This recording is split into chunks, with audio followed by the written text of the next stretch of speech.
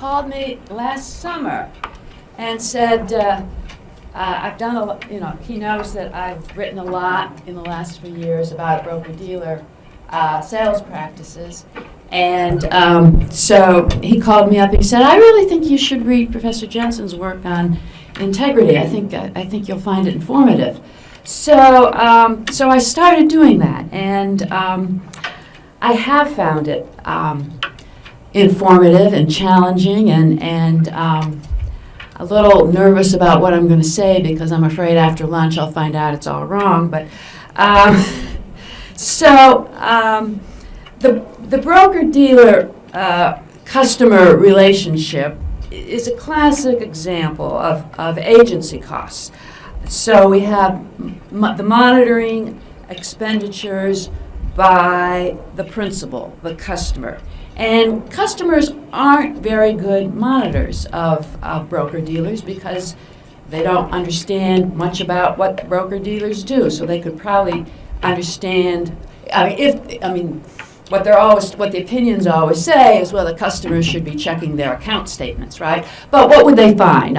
If there had been churning, perhaps they'd recognize that. If there were unauthorized transactions, perhaps they'd recognize that. But has the broker-dealer put the customer in a suitable investment? How would the customer know that? That's why they're gone to the broker-dealer. So monitoring, we can't really expect, I don't think, customers to do much monitoring of their accounts. Bonding expenditures on the part of the broker, we certainly have those. Firms are required to have in place a system of compliance procedures and controls. They're supposed to deter violations and detect violations. Those systems certainly impose costs. They may interfere with sales activities. They are of, we can have different views about their effectiveness, I suppose, and certainly effectiveness varies from firm to firm, and there certainly are, therefore, residual loss in this system where the agents are able to profit at the expense of the customers. So the problem, of course, has been well recognized, is the conflicts of interest that are endemic to the securities industry. And there's a direct relationship between the products that are sold by the broker-dealer and the compensation that the broker-dealer receives. So, all right, so this is an area where we have a lot of regulation. And it's something that, it's always been a problem, but certainly now we are in an era where many people are entering retirement or soon to enter retirement. They are responsible for their own retirement portfolios, and we're in an environment where it's very hard to get an adequate return. In fact, it's probably impossible to get an adequate return on your portfolio these days. So we know risky, complex products are increasingly being pitched to retail investors who are looking to make better returns in this very difficult market. And so here, these are the 2013 examination priorities for the SEC. Unsuitable recommendations of higher yield products, as well as improper supervision and due diligence processes regarding these recommendations or these products. Conflicts of interest that are not appropriately mitigated and are not clearly disclosed in an understandable and timely manner. From FINRA again is telling us they're concerned about the same issues. Suitability in complex products. We are particularly concerned about firms and registered representatives' full understanding of complex or high-yield products. All right, so there we have the problem. Now, all right, so there's a huge ongoing debate now about what are the appropriate standards. Should there be a uniform standard? What are the appropriate standards for both investment advisors and broker-dealers? And it's usually framed as an argument about what the so-called higher investment advisors' best interest standards or the lower broker-dealer suitability standard. I've proposed a third standard, professionalism standard, including a federal negligence remedy. And so what my paper is going to explore is trying to apply Professor Jensen's integrity framework to that. So, and the reason why I think there's something here worth developing is because Professor Jensen's integrity theory fits so nicely with the industry's recognition of the importance of trust in the industry and the industry's assertion that they take customers' trust very importantly, as a very important component of the relationship. So these just come from a couple of broker-dealer websites, and I'm not picking on them. You can go to any broker-dealer or investment advisor's website, and you'll find similar language. So from Charles Schwab, and this is the first thing you see when you go to the Charles Schwab website, a testimonial from a customer about her broker. I not only like you, but I trust you. At Morgan Stanley, your financial advisor becomes your personal advocate, right? Working on your behalf. So that emphasis on trust in that relationship. All right, so notwithstanding that, you can find lots of examples of sales practices that, in Professor Jensen's terminology, we could call as out of integrity. And I think perhaps the most obvious example is the Ponzi scheme, because a Ponzi scheme is completely out of integrity, right? Because it is doomed to failure. The only question is when. When, the string's going to be pulled and the money's going to run out and the guy's off to Acapulco.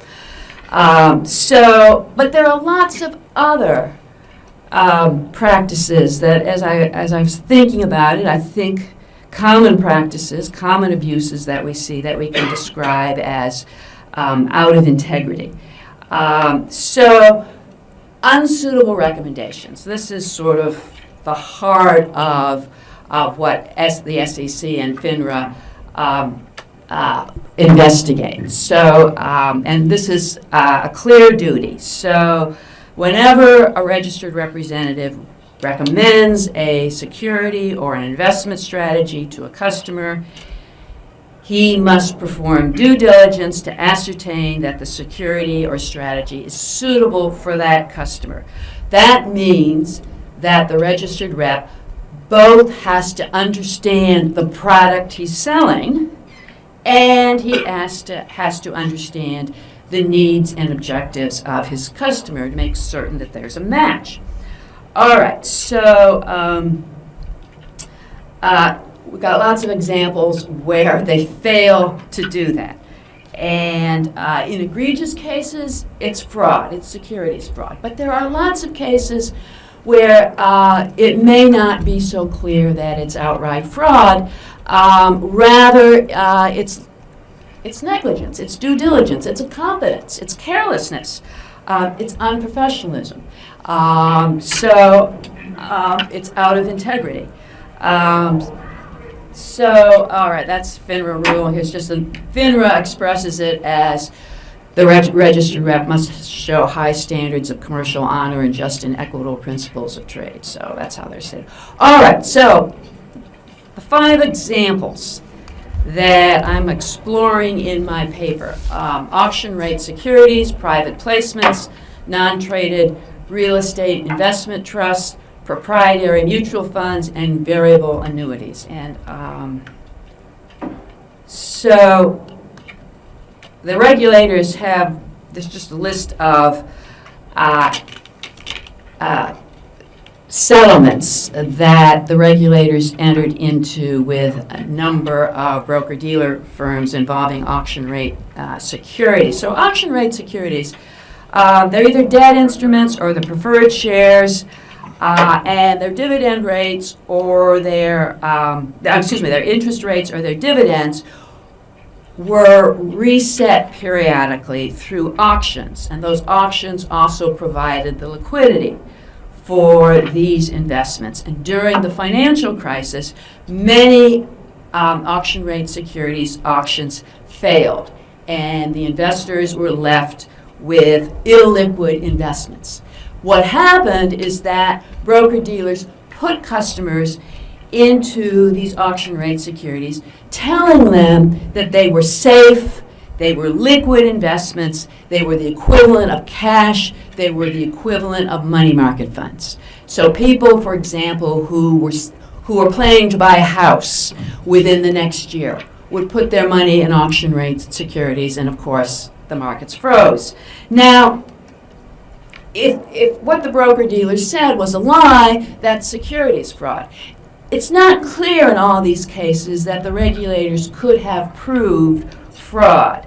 A lot of the allegations involve improper training of the registered representatives. In other words, they didn't know. They didn't know what they were selling. That's one of the common themes here. The registered reps are selling complex products, and they don't understand what they're selling.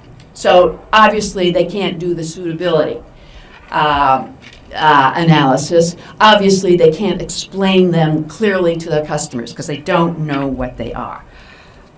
They don't know what they're doing. All right, so I don't think I'll go through all 5 of them, but let me just, private placements. All right, again, FINRA brought this action against 8 firms, 10 individuals, selling interest in private placements. So those students out there taking securities reg with Professor Palmer, you know securities that are offered in private placements are not subject to the registration requirements of the 33 Act.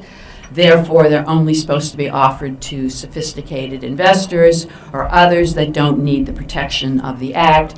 They're also not traded, so they're good investments. And yet, you see, and this is just one of many examples of broker-dealers who put unsophisticated retail investors in private placements, many of which were nothing more than Ponzi schemes. And so, without conducting a reasonable investigation, to say the least. All right, so, and you can see what FINRA said, the broker-dealers did not have an adequate supervisory system in place to identify and understand the inherent risks of these offerings.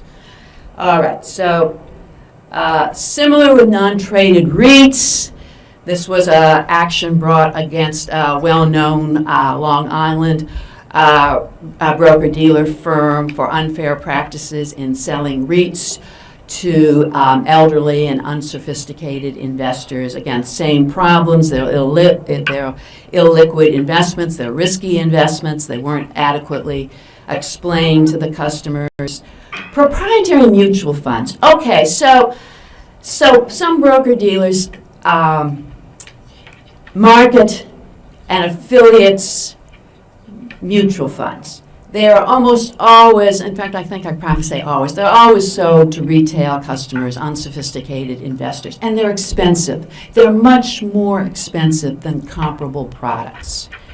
And the New York Times has done a couple of articles recently where broker-dealers have, and again, they're disgruntled employees, so who knows who to believe, right? But they claim that pressure was put on them to recommend these proprietary funds. All right, so common characteristics of all of these. I won't even get into variable annuities, but that's another example of the same thing. Okay, that's on my slides. Good. All right, so again, these are complicated products. The registered reps that are selling them don't understand what they're selling in many cases. They don't adequately explain them to the customers to whom they are selling them, and they make a lot of money from selling these products. So So it seems to me, again, this all fits within what Professor Jensen is describing as out-of-integrity models. And so, since it's an industry that's built on trust and confidence, you would think that this notion of integrity as a focus on a factor of production would resonate with them. And yet, and this notion of honoring your word and doing the cost-benefit analysis before you make the promise and not making it later on, deciding whether or not you're going to keep the promise, all that sounds like a good working model for the industry.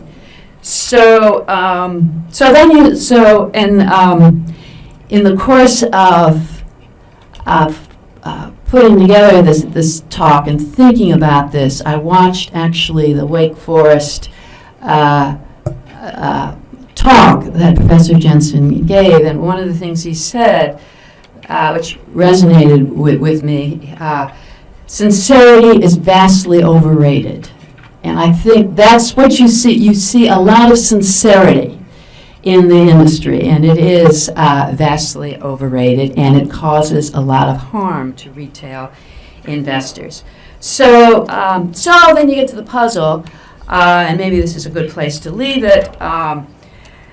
Since the industry, I would think, understands the importance of integrity, why are there so many instances of brokers acting out of integrity? And so, and then what's the solution to that? Well, we know what the solution of the SEC and FINRA is. It's to require supervisory and compliance systems to look over the shoulder of sales reps to make certain that they've done. So it's compliance, right? There's suitability checklists, and you've got to go through those. And of course, the disciplinary proceedings describe all the failures of those compliance systems. And so I'm going to leave, this is another quote from Professor Jensen. Left to their own devices, individuals, groups, and organizations behave as though they systematically underestimate the impact of integrity on performance. And I think that's what you see in the broker-dealer industry. So I'll stop there.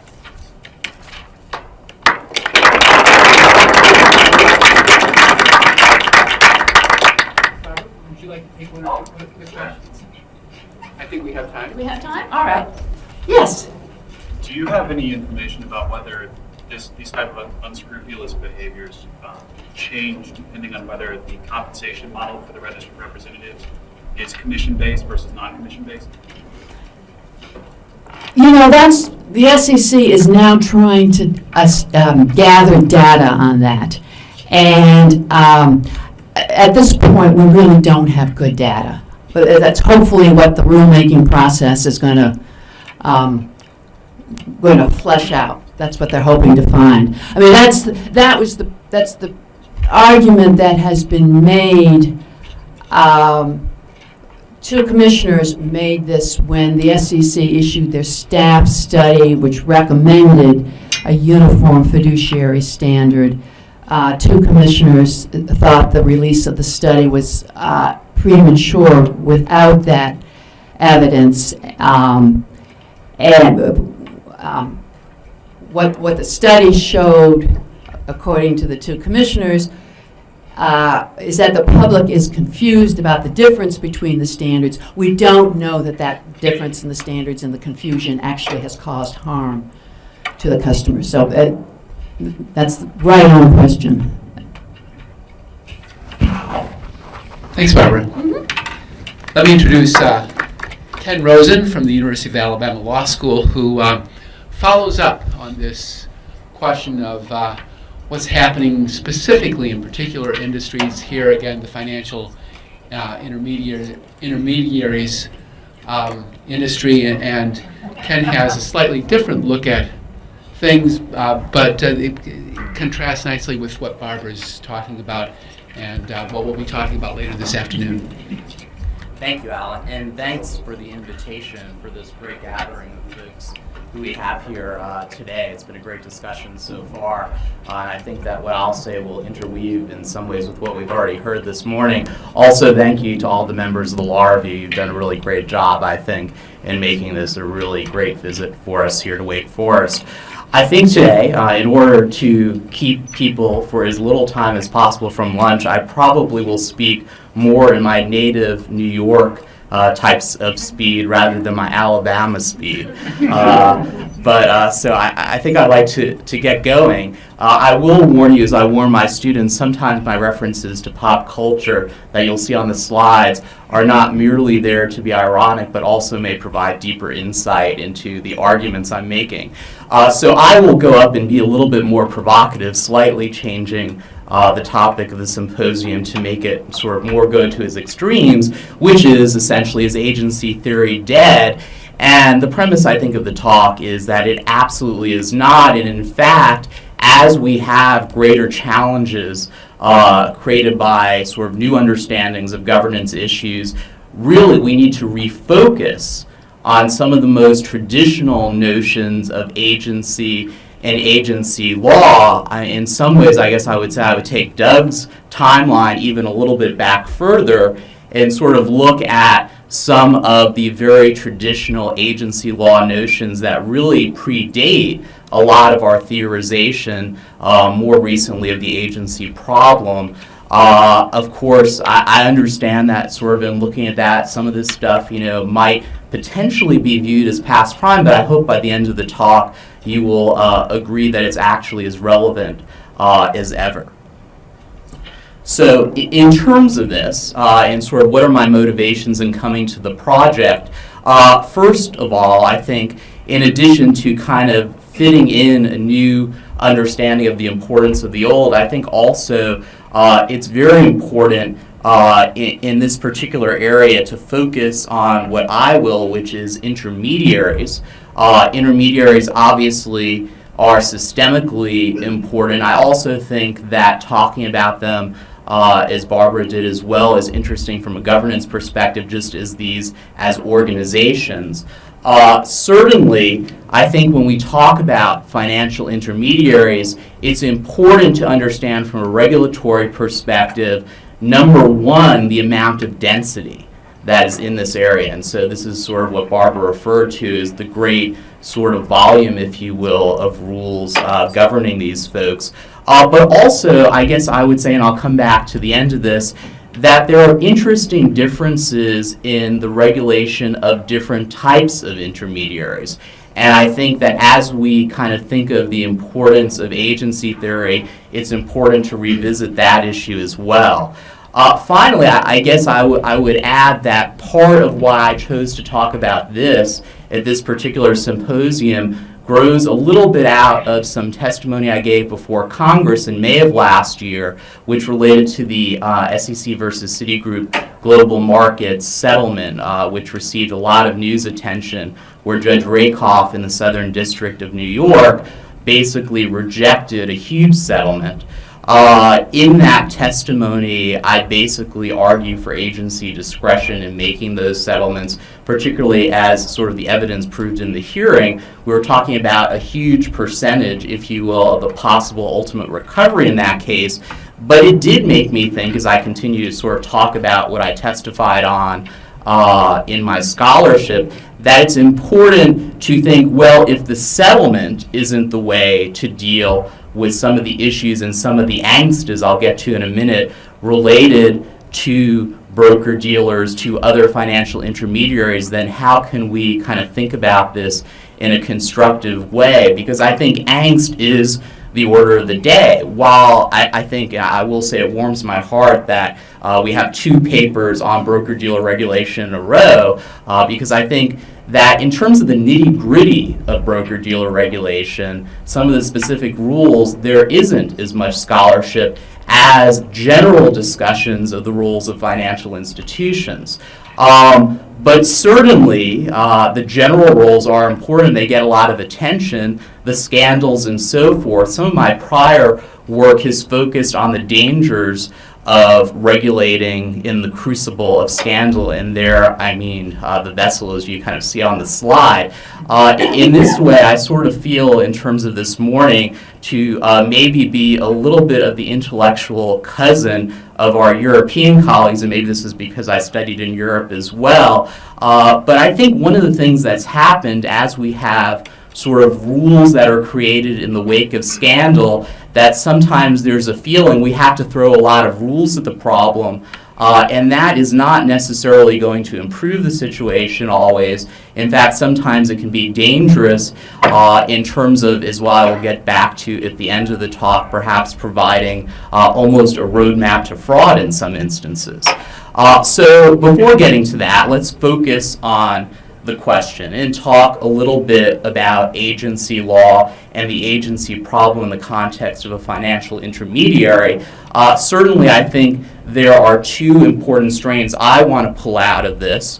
One is the entity itself, the organization, as a principal to natural persons who work for it. The other is the client as the principal. And in terms of the entity as principal, I think there's a couple of important points to make, that this plays out in various day-to-day dealings of the entity. So, for instance, internal trading controls, controlling your employees, making sure they don't take positions that are outrageous is very important. We've seen this recently, and it's really come right to the forefront of the news again in the last week, the London whale situation.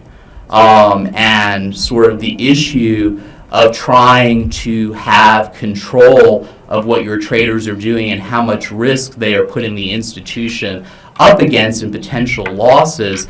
I think one of the things, and I have only had, I don't know if anyone has actually started to read the report yet that came out last week from the Senate, hundreds of pages long, but it's really fascinating. I think that the reports that have come out of the incident, at least on first glance, and deserving certainly of greater reading, are presenting a picture not necessarily only of one rogue trader, but sort of an organizational way of thinking about things that might have been problematic.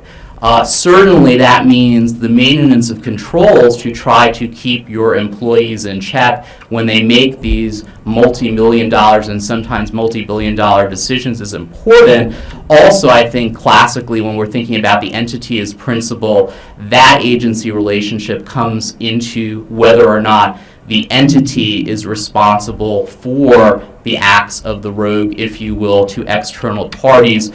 For the students who are in here, maybe in Professor Palmater's class, you've done the classic Blackburn v. Dean Witter case, where the plaintiff essentially has to kind of argue through the agency ideas in terms of why an individual who was a registered representative essentially was acting inappropriately in terms of the handling of her funds and so forth. So, I think that entity as principal is, a significant agency relationship. Another one is client as principal, and I think Barbara talked a bit more about this.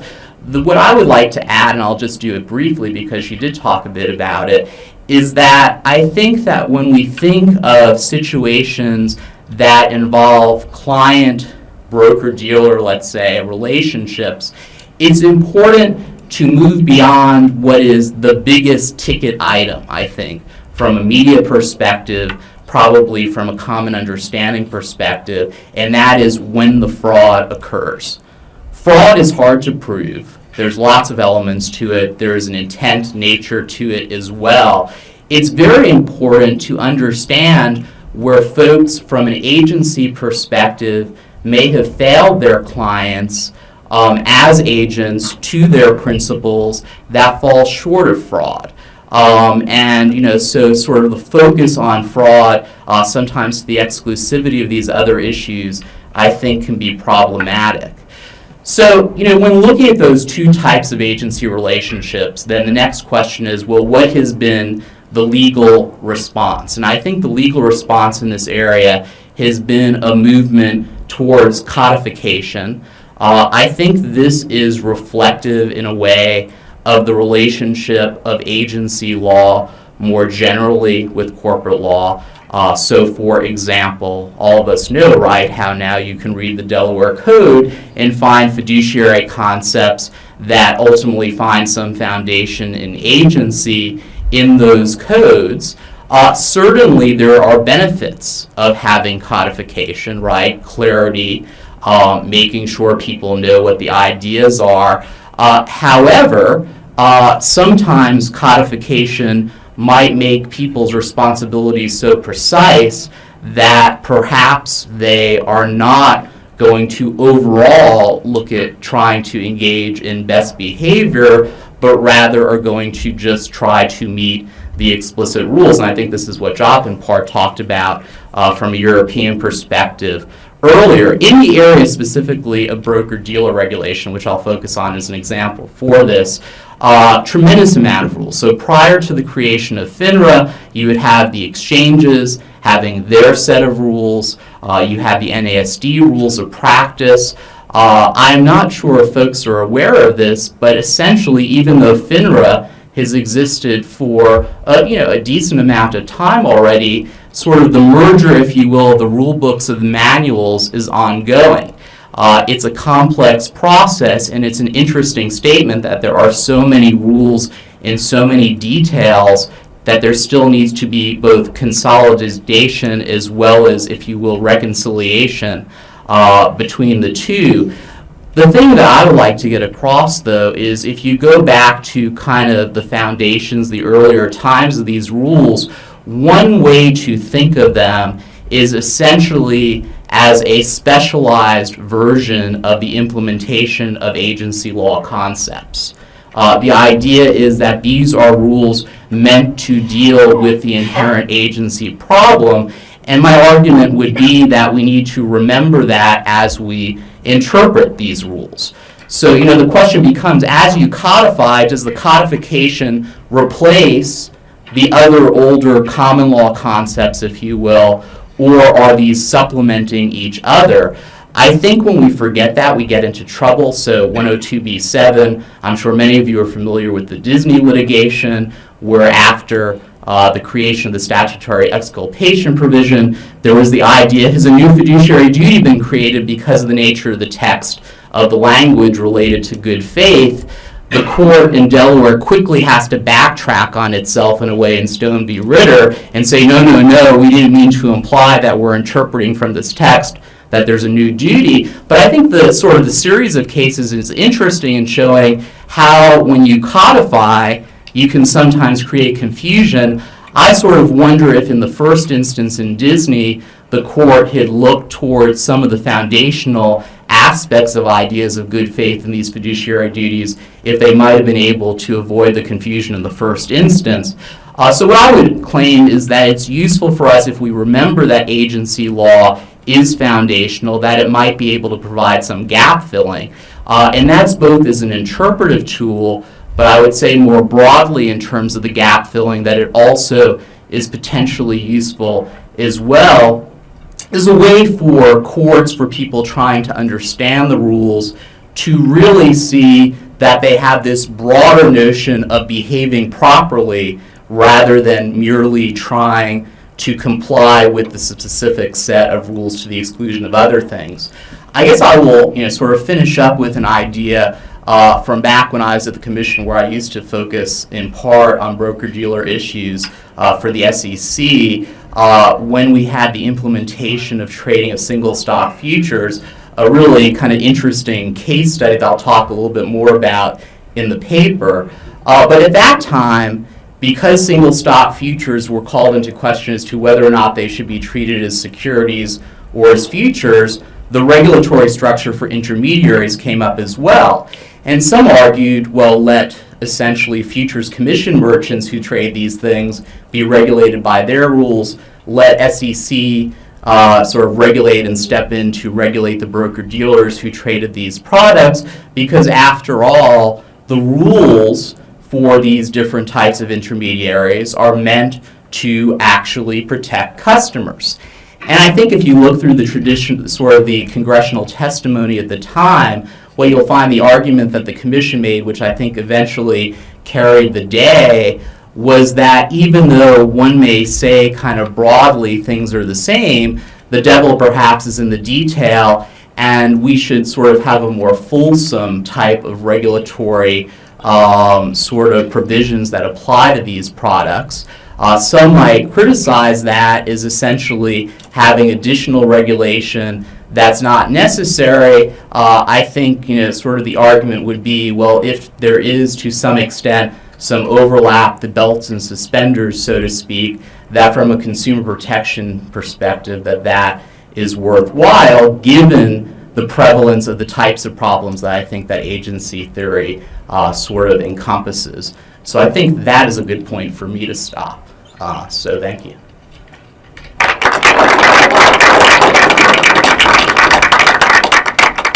Ken, would you like to entertain a question? Sure.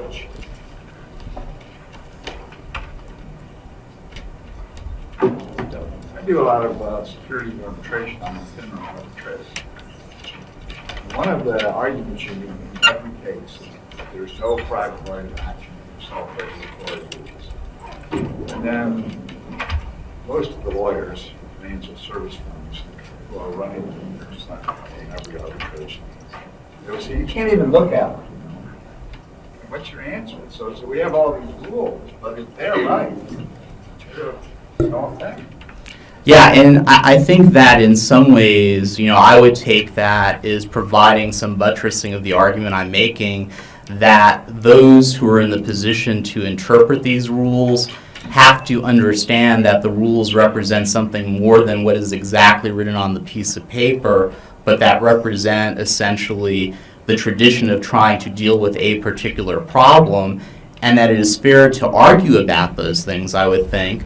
Not from the perspective of a binding precedent per se, but in terms of an understanding of what the rules are that apply. But I think the arbitration issue is a really interesting one because as we force more consumers essentially onto the arbitration track, pretty much all of the consumers in this area, to not be able to account for these kinds of ideas that were meant by the traditional protections of agency law becomes much more dangerous.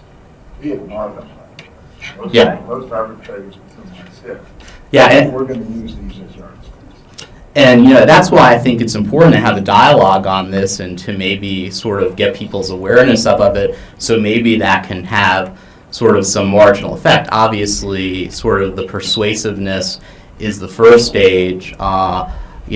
Additional, I suppose, and this is obviously a very first step of looking at these issues, you could see incorporation, I suppose, into the rules themselves of a requirement to sort of acknowledge some of those additional items. But as I said, and maybe this is a good thing because I guess I didn't get quite to it, when I said, when we were talking about the single stock future debate and the SEC and the CFTC were arguing, one of the arguments the Commission made was, let us not endanger ourselves of essentially providing a roadmap for fraud by saying, here is this narrow list of rules that apply, and then basically you just figure if I comply with that, I can walk right up to the line.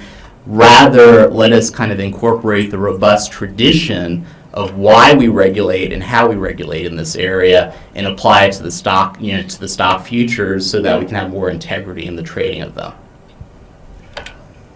I think that provides a perfect point to end the morning, and I remind everybody we reconvene at 1:30. Some of us have a lunch at 11:24, and otherwise, please come back at 1:30.